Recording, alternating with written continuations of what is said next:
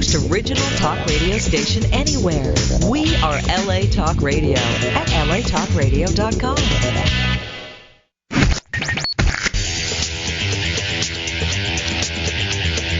You're listening to Question Reality. Question Reality with Priscilla Leona. Priscilla Leona. Only on LA Talk Radio. Hi, welcome to Question Reality. I'm your host, Priscilla Leona, and we are coming to you live from Hollywood, California. Our show is broadcast every Sunday from 5 p.m. to 5:50 p.m. Pacific Standard Time. Now, if this is your first time tuning in, our show will help you to question your career reality. Now, this show is for you if you were, are, or might be considering a career in the entertainment industry. Our guests will provide advice and tips and resource information on how and what it takes to successfully pursue a career in show business. Our guests work in various professions of the entertainment industry, so that means that we will definitely have someone on the show sooner or later from a career that you are interested. If you want to check out our past guests, read their bios, listen to their interview instantly, or even download one of the shows, then you want to go to the LA Talk Radio website, latalkradio.com. Now, if you're listening to this show live, you are already there. So you want to click on the link at the top of the website that says Channel 1, scroll down, look for the graphic of our show, Question Reality, and click on the link. And this takes you directly to our archive page, and there you can view the list of past guests. And we have some great ones. We just about covered, I think, every category of entertainment, but I think there's some out there that I still want to cover. Now, our shows are also available for download on iTunes. We are under the podcast section. So you just type in Question Reality Radio in the search box if you want to find out about our future guests. Now, our show has become so popular, thank God, hallelujah, and I am thrilled that we are already booked until March of next year. So hallelujah, you people. Remember, you don't have to live in California to be a guest. If you work in the entertainment industry professionally, you can be anywhere in the world because we can do a remote show. And that would be talking to you via Skype, which is what I'll be talking to with my guests today. So please, if you know anyone in the entertainment industry that would love to share their story and has great career advice for our audience, have them contact me. You can visit the official Question Reality website at questionrealityshow.com. questionrealityshow.com. Now, as always, we have a great guest today. His name is Dan Rhema. And Dan Rhema is an artist and a writer and a filmmaker. And his website, if you want to check it out while we are talking briefly about something else before we talk to Dan, which is an advertisement, his website is danrhema.com. That's DANRHEMA.com. He's also on Facebook under Dan Rhema Art. Now, we're going to talk to him in a minute, and he has a very exciting story. It just fascinated me when I got his email. I said, oh, my God, that poor soul. We just have to talk to him because he lived to tell about it. So we love people who actually live to tell a story when they're faced with the brink of death. Now, I just want to talk to you briefly about something I just cannot stand not telling you. Last night, my husband and I went to see a very good friend of ours, Dan Krause, in a play, and it was called Once on This Island. The book by Lynn Ahrens, based on the book My Love, by Rosa Guy. And that was playing at the Simi Valley Cultural Arts Center. And I love the Simi Valley Cultural Arts Center. I had never heard of it. One, because it's way out in what I like to call Death Valley. The valley. You know me and heat. I cannot stand heat. You know, I'm allergic to the sun, can't go anywhere where there's a lot of heat. But since this is at night, I'm safe. So we also have a very good friend that lives out there. So we don't mind going because there's this very, very cool place called Junkyard, or the Junkyard Restaurant. Oh, my God. Now, you people know how I love my 80s music, and you know how I love my food. The greasier, the better. Well, I get the best of both worlds at this place. The Junkyard, when I went there, I was in heaven. They play nonstop 80s music. This place is so eclectic. It is so super cool with all these old Coke machines and things from the 20s and 30s and 40s. Oh, you just have to go there. It's in Simi Valley. It's called the Junkyard. I don't even know what the website is, but you got to check it out. So anyway, we go to the Simi Valley Cultural Arts Center to see this production.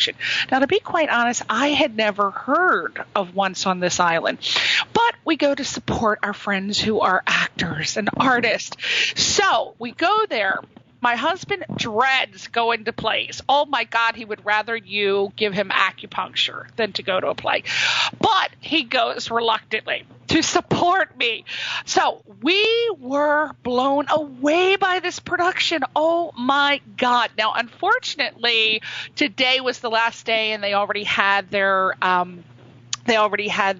matinee, but I highly recommend you go see this play somewhere else they're having it. Now, you're not going to get the same actors, which were just so incredibly strong. These actors and singers they blew me away. Now, I come from the East Coast, and I come from theater, and I know theater, and I honestly haven't been too impressed with, I have to say it, the community theater productions that I've seen out here.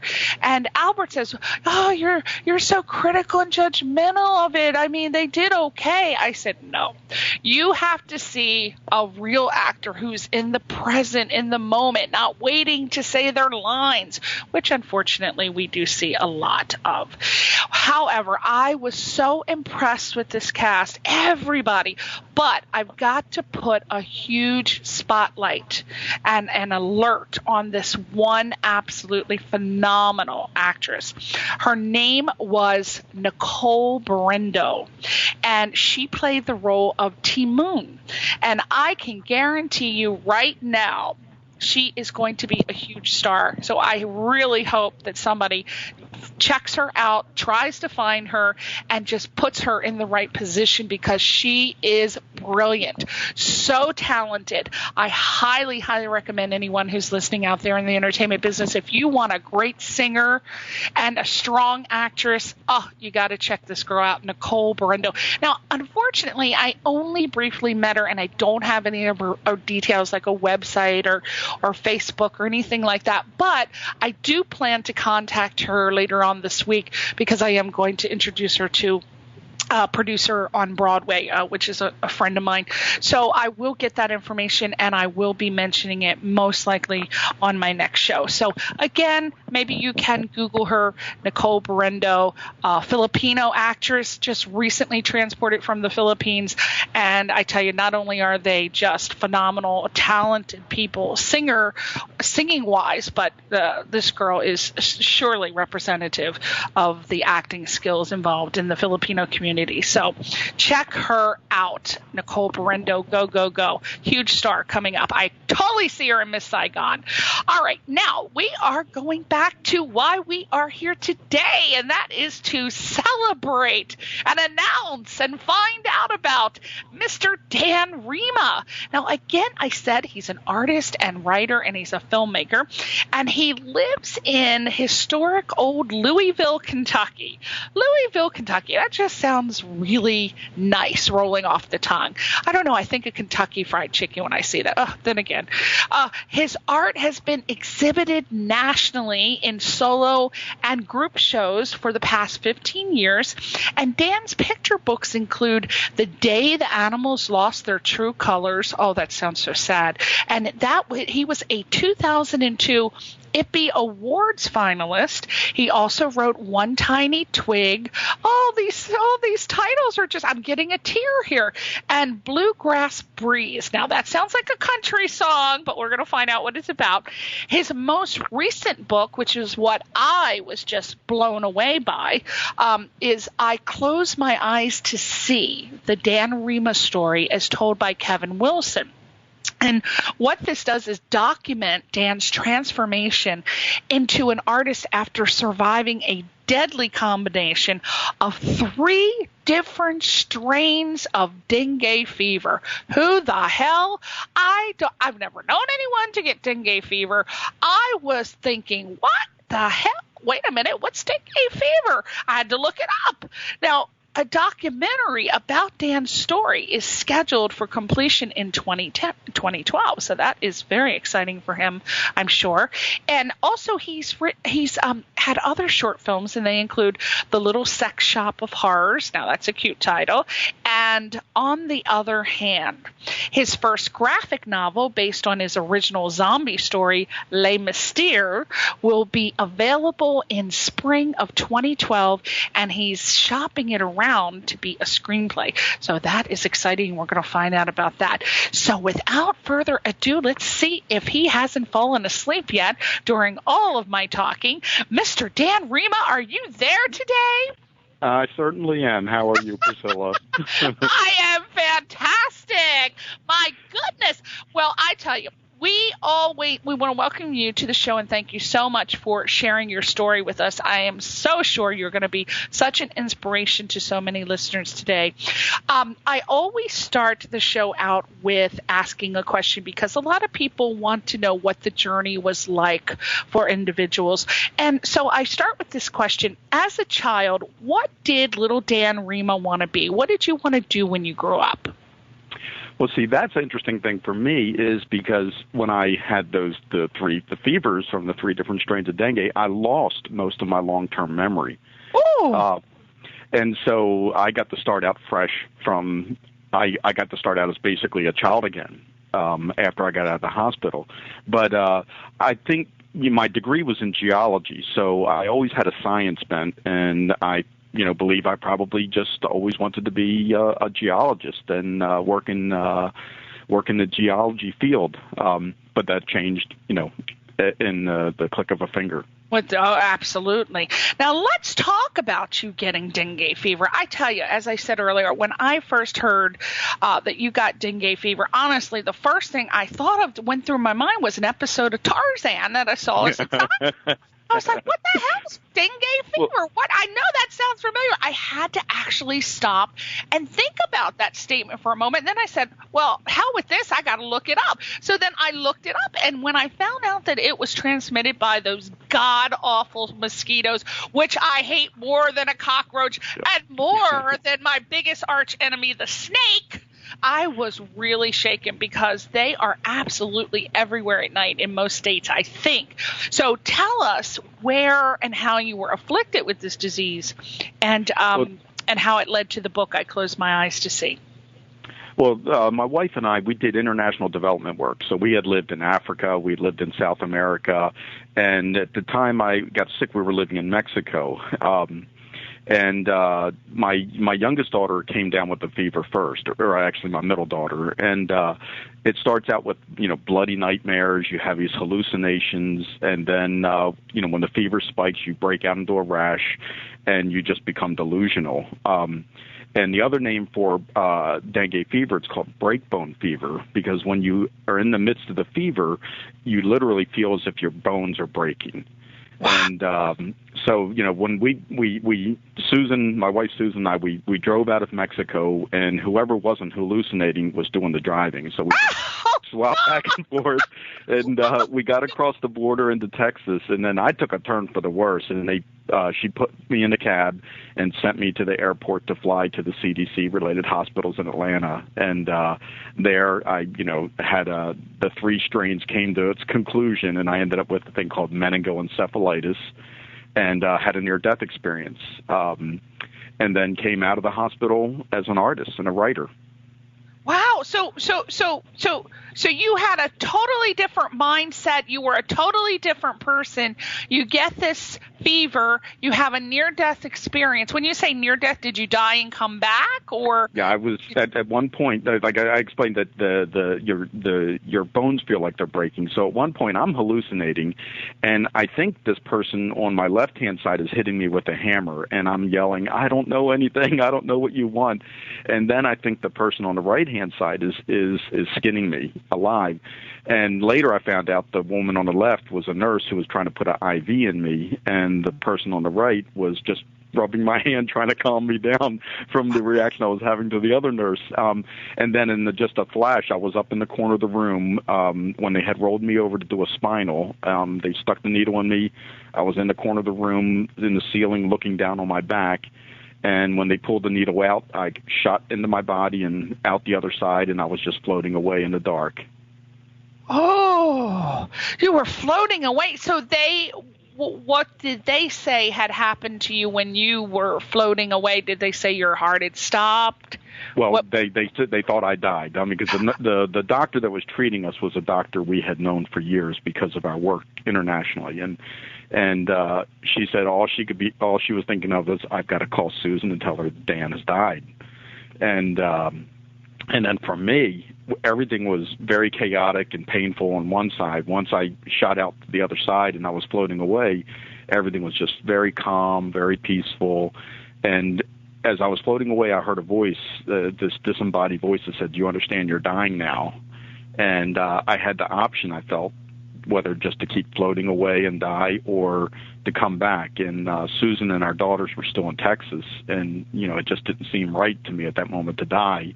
And so that drifting away feeling stopped, and then I started coming back, and I would get to a level and rest a little bit, come back a little bit further.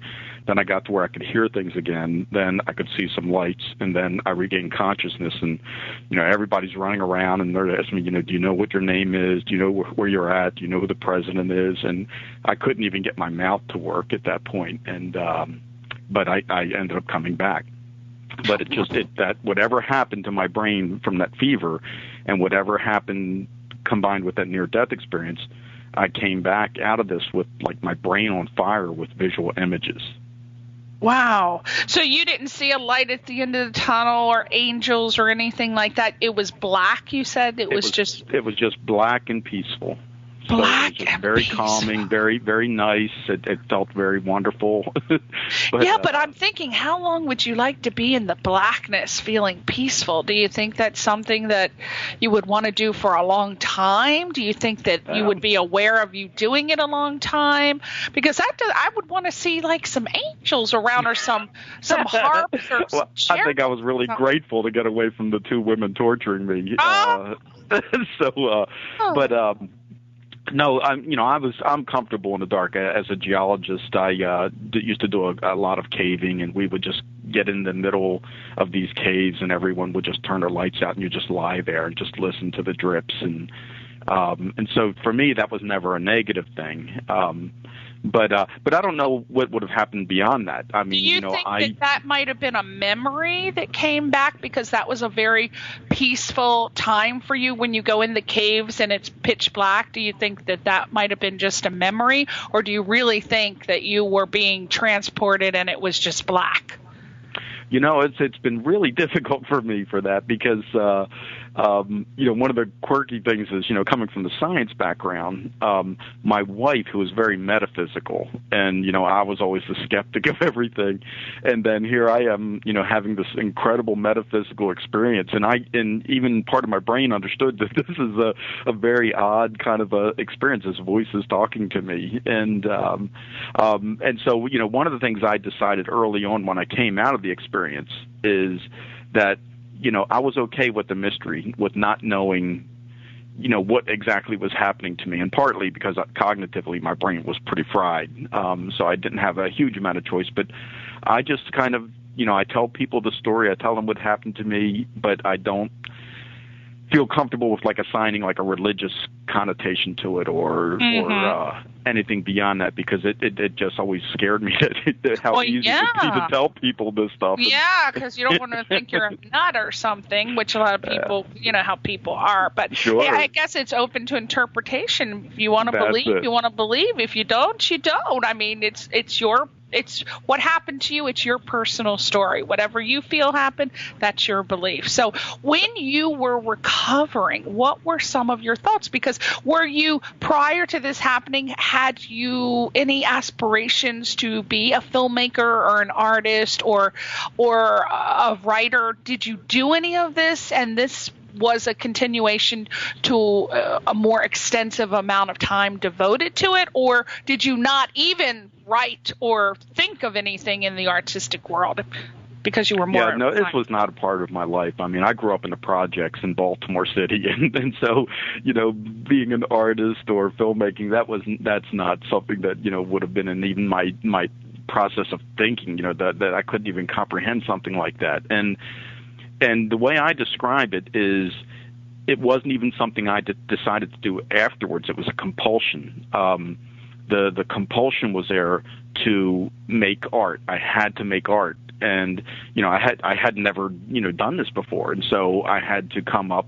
I knew how to build things. And so I ended up starting with sculptures first because I could build sculptures. And then, I'm pretty sure I probably hadn't painted since kindergarten or so, elementary school. And so I had to come up with a way to paint that paint the dreams that I was having. And so I came up with this unique way to paint that no one else paints like me. Were these some of the thoughts that you had during your recovery time? You just became obsessed with these thoughts of wanting to paint and write and do things like that? Yeah, it was just overwhelming. Partly is I slept. When you have a brain injury, which is what I ended up having from these multiple high fevers, you sleep. And so when I came out of the hospital, I was sleeping. I was sleeping 14, 15, 16 hours a day. And the dreams I was having were just these incredible vision state type of dreams, unlike the dreams I had before the illness. And they were so compelling that it was just like, you've seen Close Encounters of the Third Kind, when they're sculpting the mashed potatoes into Devil's Tower in the middle of the dining room table. That's what it felt like. That's what my life was like. And you weren't on any medication while you were dreaming, so it wouldn't have contributed to maybe a hallucinogenic dream or anything? No, and part of the thing is because of my brain injury, I couldn't differentiate from when I was dreaming, and that's why the title of your show was just hit home with me, The Question Reality, because I couldn't tell you when I was actually asleep and dreaming and when I was awake and talking to somebody. And I would have to go to my wife all the time and ask her, did this happen? Or is this happening now? And at one point I became convinced that I had actually died back in the hospital, and we were living in Tucson at the time, and I went out of the house and we were standing out front, and I asked her, am I a ghost? Because I was certain that I had actually died back then, and I was just, doing a Jacob's Ladder kind of thing, right, where I was actually dead, and I had become utterly convinced of that because I just couldn't differentiate reality, and it took years. I mean, we're talking almost 10 years before I could comfortably know that I wasn't asleep and dreaming something. Wow, that's a long time. So it is a long time. What do you feel that you want to share with the audience that would be helpful for them to put their lives in perspective, that you feel that you think differently about now? Well, for certain, I this is not the recommended route to becoming an artist and a writer, and you don't want to. Yeah, you don't want to go out and get fever, and don't try it to get a high either, because it sounds like that was a really good high, but don't do it. Yeah. Well, see, one of the things I have is I have disinhibition. I believe I can do anything, and that's also another function of people with brain injuries. The little governor that's in your head that normally stops people from doing stuff. And it's a check on them. I don't have that, so I just believe I can do anything. So I just do it, and I think that enthusiasm and that conviction just kind of sweeps people along with me sometimes. Wow. Another thing I do is I don't wait to be discovered. I mean, there's a lot of artists out there and writers that are just waiting for people to discover them. And part of my compulsion was, I had to do this art, but also the compulsion was it's important and people need to see it. And so I just made sure I put myself in a position where people had to either go over top me or around me. But I was there. I made sure I put myself in those kind of situations where they had to notice what I was doing. And, and then that led to most of my shows by doing that. Now you were an IPPY award finalist. And when I read that, I had never heard of an IPPY, and I had to look it up. And when I did, I thought that it was just a wonderful venue for writers. And I wondered if they had all heard of this award, especially new writers. And can you tell us a little bit about the IPPY Awards and how you got involved, how you found out about them, what it led to? Well, the first book I did, The Day the Animals Lost Their True Colors, it's a children's picture book, and it kind of is based on, it's a very funny story, but it's based on the idea of what happens when you lose that thing you most identify yourself with. And in this instance, all the animals in the desert are the colors of the rainbow. And so I went to an organization, the Brain Injury Association of Kentucky, and said, look, I have this story that I think would make a great children's book. And they read it, and they agreed, and they worked with the press, and they published a book. And there's an awards given out. It's the Independent Book Publishers Award, and they end up calling it IPPY. But you can submit to that each year if you have a published book and you're an independent publisher. And we were the first runner-up to winning it that year. And it's a great way to get your product out there, and a great way to get people to know what it is that you're doing. Yeah, when I looked it up, I believe it was conceived on this broad-based kind of unaffiliated awards program, and it's open to everyone of the independent publishing industry, and I guess it's also open to maybe authors and publishers worldwide who also produce books and written in English. So it's really just a wonderful, wonderful venue. I mean, it's defined as open and operated, and I think they're operated by a foundation or some sort of a university. Right. I'm not sure. I think I remember, but it was a long time ago when I looked that up. But I think it's a wonderful, wonderful venue, and I do have the website. Oh, I think they publish fewer than 50 titles a year, which is really good for the beginning writer.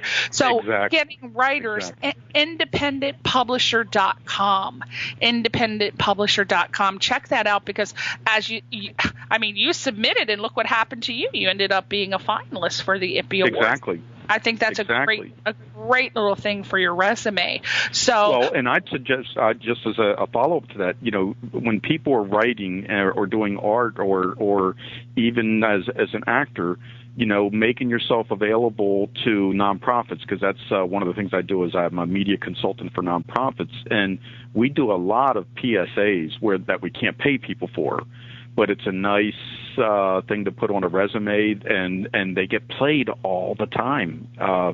I've done public service announcements years ago, and one of them popped up on TV the other night again. Really? Yeah, so it's a great way to put it on your resume that you do a 30-second commercial. The stuff I produce and write, we've been on, national ESPN, horse-related things for some of the nonprofits I work for. Now, do you have to have a nonprofit company in order to no, do this? not to produce them, Oh. And I don't get paid a huge amount of money to do this, because they are nonprofits, right? And I'm usually calling in a lot of favors with the production companies and stuff, but it's a great way to just get something else out there. That's a great idea. So who would, if people are out there who want to do that, what type of projects would you be able to help them produce? Well, for example, like I've worked with the Brain Injury Association, and we've done in-house videos for them. We've done public service announcements, and when the wars were going on, that there were a couple of years ago when we were getting a lot of military back with brain injuries, and so I proposed to them to do some PSAs about wounded soldiers coming back, and so we did several, and we were able to get national political people to be involved in these things, actors, and people will donate their time if you write something quality for them to do. So if somebody came to you and said that they wanted to have a PSA for their project, do you take it from inception to execution and you tell them what if they don't know anything about it and how to do it? Do you know how to do that completely? Yeah, I have a production company of myself. So my production company I usually am the writer, so I'll write it and I produce it, and then we bring in directors. And we're actually getting ready to do one for Old Friends Farm. The farm was founded by Michael Blowen, who used to be the film critic for the Boston Globe years ago, and it's a place where they retire thoroughbred racehorses. So I decided to expand this concept, and so we're going to go on Kickstarter, which is a crowdsource funding thing. I don't know if you're familiar with. I'm very familiar with it. Yeah. So we're getting ready to put that up in just a few weeks, and to do a half-hour documentary on the farm. I would also recommend that you check out Indiegogo.com. Right. And I don't want to preference one above the other, but a lot of the actors have said they like the Indiegogo better because apparently they don't take a certain amount of, have you checked out Indiegogo so you know what I'm talking about? Yes, we will be. We haven't decided on who we're getting ready to send to, but more people are familiar with that. That's a great way to raise funds. We just recently did a film, and I was executive producer on a short film, and we were on Indiegogo. So it was really, really a great way to just as an aside, that's a great way for people who, if you need to raise money for a project, to go on, as Dan said, Kickstarter.com or Indiegogo.com. They're wonderful websites because you can put your project, you can say how much you need, and people just come on and contribute. And the way to get money is, I have found, is that you need to, and I don't know if you're doing this, Dan, but you need to say, for example, if you donate a certain amount of money, then you get a perk. It's called a donation perk. Say, for example, if you're doing a short film, if you donate $100, then you get a postcard from the film, or you get a copy of the DVD.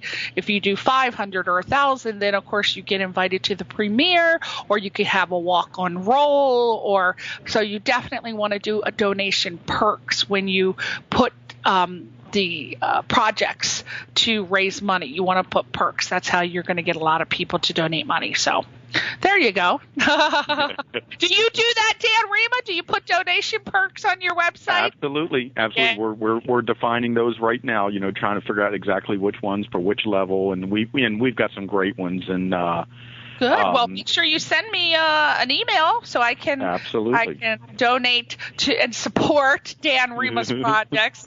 So if they want to contact you about getting a PSA, where would they go to do that? Do you have a separate website, or would they go to no, they just can email me through the website. And I said I have a company, so we actually charge the nonprofits to make these. So the nonprofit would be paying us, and then, but we're able to then, bring the directors and the film crew and everybody together with that money. But then we usually can get the celebrities and the people to actually do the PSAs for us for free. No, you cannot. Tell me who you can get. Myself. Who can you get? Well, I'm really fortunate in that in the local area here, we've gotten some really nice people. We've gotten politicians to do it. We've gotten ex Miss Americas. The films that we'll do for Old Friends Farm. I pick my projects really as best I can, and Michael Blowen was the film critic for the Boston Globe, so he knows all of these actors. And matter of fact, we just had cocktails the other day with Angie Dickinson from Policewoman. She was in town for a conference, and so we had her out at the farm. But we have access to like sports figures, all the Hall of Fame jockeys, people like that, Pat Day, and we've used in public service announcements. And wow, I think everybody should be calling you, Dan Rhema, to get their PSA done. So if you want something done, call Dan Rhema at danrhema.com. I'm sure his phone number is on there. Now let's talk about. Now I would would imagine it is very, very exciting that your book, I Close My Eyes to See, is being made into a documentary. Now, how did this project come to be with the in respect to the documentary, and what are you hoping to accomplish for the end goal of the movie? Well, the documentary actually is an independent production. I have, because of my film connections and the film production, I work with a lot of people that are screenwriters and filmmakers. And the guy that I had hired to come in and shoot the photographs for the book I Close My Eyes to See, he's also a cinematographer for a lot of production companies and a filmmaker in his own right. And he said, as I was talking to him, we'd hang a piece of art up and he'd shoot the piece of art and I'd tell him what the art was about and put another piece up. And he, said, we need to make a documentary about this. And so they're doing it independently of the book. It'll be a different focus, but it'll be about my art and story. And the footage that they've shot so far, it's just it's pretty incredible, the stuff that they're doing. So I'm very pleased with that. Well, you're going to have to get that up on Kickstarter and Indiegogo too. Well, that's those guys. That's their production. Oh, are they in charge of that? That's not that. Okay, let them handle. Yeah, I'm just the subject of this one. So wow, so that's it's funny. It's funny being on that end when I'm the subject and I don't have to do the filming. I don't have to produce anything, and I'm just the money. I'm just a participant. So you're happy you don't have to raise the money for your own documentary, right? Yeah, that's nice. Now, you made a couple of films, as we mentioned earlier. They were The Little Sex Shop of Horrors and On the Other Hand. Now, you're just such a nice guy. I can't imagine you writing anything that says The Little Sex Shop of Horrors, let alone, I'm sure, I was wondering what your wife, Susan, would say when you told her the title. But maybe it's a lot worse than it actually is. What is The Little Sex Shop of Horrors about? Yeah, it was actually it's a comedy. It's my wife actually played a body double in it. But it was I had this dream, and it was kind of like a crazy MacGyver kind of dream, and then it was something else. I can't even remember what the other dream was, and they kind of blended together the third night as one dream. And the concept was, what would happen if you were a young clerk working in an adult shop on a dark and stormy Halloween night, and the mannequins turned into vampires, and you had to fight your way out of the store only using what was available in the store. Ooh. And it's a little comedy horror. So I like that already. I really like that. Now where can I see this? Well, it's up on YouTube. You can actually just go up to YouTube and punch in The Little Sex Shop of Horrors, and we've gotten, I think, like 6,000 hits on it since I put it up a couple months ago. So it's like a 10, 15-minute? It's a little 10-minute short. And what I did for is I have, all of my daughters. I had a daughter that was a PA on several reality TV shows. And so one of my daughters was craft services. One was a PA. My wife is... as a hobby, she's a seamstress, and so she was the costumer, and she actually was a body double. So it was a whole family thing we did to fun. See if they wanted to do this, more. And if I wanted to direct, I co-directed it. So it was like a whole Osmond production, right? Yeah. Bunch of Osmonds working together, the Waltons. Wow. And did it go pretty well? We did, yeah. We got it. It was we hit film festivals all over the country, from Oregon to Atlanta, and it got a nice little run. And what it was basically done is just as kind of a calling card, let people know what we can do. And that was my first attempt at it. And then I did another one called On the Other Hand, and that was a dark comedy as well. I hate to say it, I got to interject, because you go The Little Sex Shop of Horrors, and then On the Other Hand. They just sound like triple X-rated porn. Dan, are you sure you don't have like some follow-up film on the black market with these?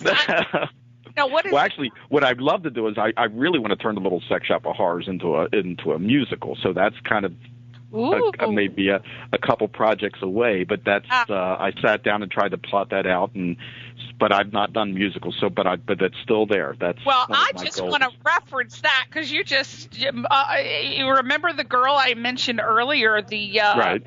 the girl, what's her name? Nicole Berendo. Oh my God, Right. that musical I saw last night. If you want a strong actress, Jesus Christ, this girl blew me away. I've never seen her before in my life, but if you want, I would love for her to audition for you for that, because I'm sure that you would be blown away. But anyway, let's go back to On the Other Hand. Well, on the other hand, it's like I said, it's a dark psychological comedy about a guy who just can't seem to get a second date until he finally realizes that it might have something to do with the psychotic sock puppet on his other hand. And so the night goes from bad to worse when his date doesn't show up and ends up in just a quirky murder suicide. I love your mind, Dan Rhema. I'm actually titillated right now over these two little films. I'm going on YouTube after this show and watch these. Is that on YouTube too? On the other? Yes, that's on YouTube. Yeah, I have a little film today. Well, I have a little film production company called Blue Tick Flicks, and so we put those two out with that. I'm going to YouTube friend you. I don't know what it's called. Friend you, so I can get all of your latest productions. It's called Blue Tick. Say it again. Blue Tick Flicks. I thought you said Blue Tit. I thought, I don't know what happened to you on your death. No. You've come back a little bit of Well, I did come back a little off, so I make no excuses for that. I feel sorry for your wife now. She may be doing double duty at nighttime now, you little feety. All right. So your first graphic novel, based on your original zombie story, Les Mystères, that's going to be available in spring of 2012, and you're shopping it around as a screenplay. That is so exciting. What's the I have it with a production company right now, and they have an exclusive until next Thursday here, and then once that ends, then I have another group of production companies we'll be sending it out to. But it's already written as a screenplay. I have it written as a screenplay, but it's the concept is that it's a non-apocalyptic zombie movie, which is kind of unusual. And it takes place when after Hurricane Katrina hits New Orleans, a long-lost coffin is exposed. And Les Mystères, a secret society of zombie killers, is all that stands between this resurrected zombie master and the destruction of New Orleans. So it all happens in the 3 weeks after Katrina, when the lights are out in the city, there's no cell phones, and that makes sense, because New Orleans is they have a lot of what's called voodoo and hoodoo, exactly. And that would fit in perfectly with that sort of theme, because all of a sudden voodoo could have been. I'm just thinking of where it could go. I don't know, but zombies, voodoo, New Orleans. Well, the basic story is a story of a lost belief. This young guy, he's a Marine in Iraq, but he has lost his belief in voodoo when his parents were killed years before. And so he comes back to New Orleans not wanting to get involved in voodoo, but being drawn back in by his grandmother in order to help them fight this zombie army. See that? I didn't even know voodoo was involved. Didn't even know. Just naturally flows out of me. I'm just psychically tuned in somehow. Okay, so we got 2 minutes to go. I just want to make sure, how will we be able to find your ebook? Is it on Amazon, Barnes & Noble? Where is it? It's on BarnesandNoble.com, Amazon.com, and iTunes.com. And that would be the book I Close My Eyes to See, people. That's right. I Close My Eyes to See, and it's a color ebook, so you want to read it on a color pad so that you can actually get the sense of the images. Oh my God! Water just went down the wrong tube. God, I'm gonna die before this interview's over. Okay, so basically, check his book out on Amazon, YouTube. No, not YouTube. Amazon, Barnes and Noble. I Close My Eyes to See, because you would want to hear that story. And let me ask you, did you, ever since your near-death experience, you said that you consider yourself on bonus time, and you try to keep the negative people out of your space, and you think it's so important to surround. Why don't you tell our audience? And I am such a believer in that, so when I read that, I thought, oh, yes. So let's talk about that. Tell us. Well, it's, like you said, I just believe, I from all indications, I should have died that night. And so this is all bonus time for me. And I felt like, too much of our time is spent, around negative people that just shoot you down. And because of my disinhibition, and I think I can do anything, that's not compatible with me anymore. So I just don't do that. I don't let negative people come in my orbit. If I find people that are like that, I just move on, and I just don't need them in my life. Now, I'm all about that, of course, negative people. But let me ask you, there is a question that comes up that someone asked me, because I, too, like you, I just don't like to be around negative people. But sometimes, as it was pointed out by the mother, negative people can actually bring about a perspective that you may not be considering, and it also causes you to have critical thinking and reassessments, because if you're around people that sugarcoat things for you all the time, then you're not going to get a true reality of what plays and what doesn't play.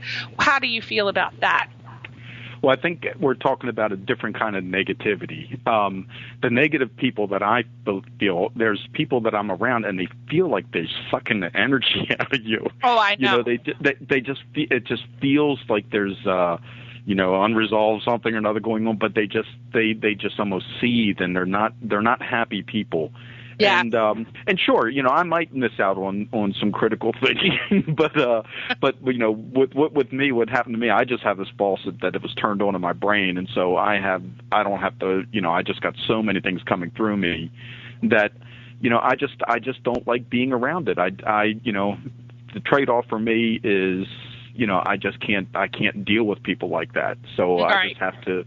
And that's why when I tried to, direct a movie, the film, I decided I don't want to do that because I don't like being around a lot of these people any more than I have to. I'd rather be the producer and the writer and stay behind the scenes. Don't like actors, do we? Well, well, it's a lot more. You have to deal with people a lot more. Yes, and I don't do that well. I don't play well with others. Well, I don't know where you were casting from, but if you don't like that, you don't want to come to LA and cast, because some of them really, I tell you, that's another story. That's another show. So do you have any final words for our audience as to how, maybe let's talk about how you feel people should go about pursuing their dreams if they feel like they're stuck in a Monday through Friday 9-to-5 job, but that they always wanted to pursue a career in entertainment. What do you recommend to them? I think, thinking things slightly askew. Like, when I had my first story done, I had sent it out to publishers and, gotten the typical rejection notices. And then I thought, well, why don't I go to a nonprofit that will do this? They'll produce it, and it won't cost me anything, and I'll actually make money off of it. Maybe not as much as if I, had gotten my book with Random House, but I will get something produced. And then that's the start that you need to do the next level. But you just have to, be creative. I do as many talks about art and healing exhibits as I do art shows. But I find that they then turn around and direct stuff back in a different way. And each step for me, it's never the path that I thought I was going to do things. It's always been some kind of little offshoot where the success has come. So are you scared that, how long ago did this happen, by the way? Well, actually, I just sent out the invitations. We're having a party on September 6th. It's my I Ain't Dead Yet party, and it's the 20th anniversary of the night I died at the 20 hospital. Years! Wow! Wow! Well, 10 years I lost. I lost almost 10 years without just basically healing. Okay. And then so it's just been these past 10 years that I've done, almost all the stuff that I've done. Okay. All right. So you feel in 10 years that you really are just ripping along and you're going at a pace that you feel is working for you. It certainly is. I find enough little jobs around, little production things that we do to keep things going. And then in the other time, you work on the things that you want to do. Yeah, see, because I was asking, are you scared? Because you went from being a geologist, which I imagine has some sort of a regular income, to all of a sudden working in the arts, and you know that the pay can be far and few between, and you have a family. So I was just wondering how you're dealing with that, because a lot of people, unfortunately, my God, it's 5:50. That's a whole separate topic. We're going to have you come back, Dan Rhema, and tell us how you're making it work, having a family that you need to support, and completely going from a job that pays into the wonderful, scary, wacky world of entertainment. So we're going to have you come back next year, and hopefully you'll have an update on us for Les Mysterieux, correct? I certainly hope so. Wow. All right. Well, thank you so much for joining us. Please check out Dan Rhema's book, I Close My Eyes. You can find it as an ebook on Amazon.com and also Barnes & Noble. And you want to check him out on his website, danrhema.com, Dan, RHEMA.com. And I'm so happy you survived the dengue fever. Now I can say I know somebody who's had dengue fever. My God, you don't get to hear that every day, right? That's right. That's another success of mine, then. Well, thank you, Dan. Much, much success to you. Please come back. You promise to come back next year? Absolutely. All right. Say goodbye to your fans and people on the other side who are looking at you right now. Thank you very much for having me. Okay, honey. Bye, everyone. We'll see you next week.